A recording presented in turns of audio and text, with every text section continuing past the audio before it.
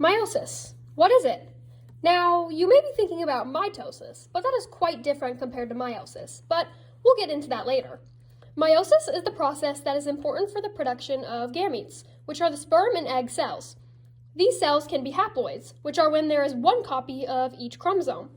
But there can also be a complete set of chromosomes with two copies. This is called a diploid cell. Human cells are diploid with 46 chromosomes, 23 from the mom and 23 from the dad. This process where the sperm and egg cells are created is meiosis. Why is meiosis necessary? Meiosis, as we know, is the process of creating cells. During the process of human reproduction, the egg and sperm cell each need to contain the right number of chromosomes. If it does not, that egg cell will not survive and be healthy. Just by having one extra chromosome, it causes complications, and that is why the correct meiosis process is necessary. Altogether, without meiosis, organisms would not be able to reproduce. Before meiosis can take place and complete its cycle, interphase takes place. Interphase is where the cell grows and replicates its DNA. Now meiosis is ready to start. Prophase is when the chromosomes pair with other homologous chromosomes to form a tetrad. The second phase of meiosis is metaphase. Metaphase is when chromosomes move to the middle of the cell and the spindle fibers connect to the chromosomes. Anaphase, this is the third step of meiosis, where the spindle fibers pull the chromosomes toward the side of the cell.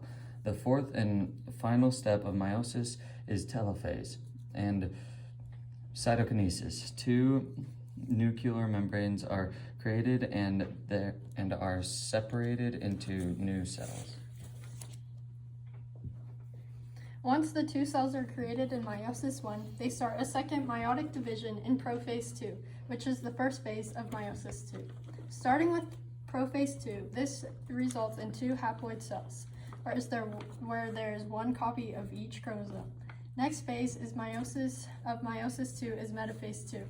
In metaphase 2, the chromosomes line up in the middle of the cell connecting the spindle fibers. Anaphase 2 is when the chromatids separate and move to opposite sides of the cell. Finally, telophase 2 and cytokinesis 2, the last stage of meiosis 2. The resulting product is 4 genetically different haploid cells.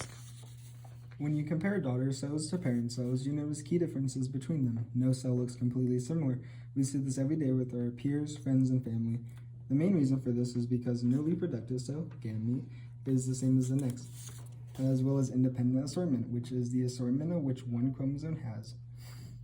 All genes are inherited independently from each other. The homologous pair of chromosomes is the pair of chromosomes with similar genes. These homologous pairs join with another pair to make tetrads. These tetrads then do what is called crossing over. This is when the chromosomes cross over each other and transfer their genetic information and exchange it between each other. This occurs during prophase 1 and further differs the cell's appearance from their parent cells. Though similar, meiosis should not be mistaken for mitosis, for while both follow PMET, their purposes are drastic. Since meiosis is the process that creates sperms and egg cells for reproduction, while mitosis is the process of cell division, which also makes their PMET's purpose shift. For example, meiosis has two phases. Meiosis has two phases of PMET, while mitosis only has one. When a cell enters mitosis, its chromosomes become visible, and the centrioles migrate to opposite sides of the nucleus. The chromosomes line up across the center of the cell, and centrioles form spindle fibers. These fibers latch onto the chromosomes and split them apart towards the centrioles. After two groups are formed, the nuclear envelope envelopes the chromosomes. Lastly, the cell membrane separates, forming identical daughter cells, marking the end of mitosis. Now you know everything you need to about meiosis. Thank you for watching.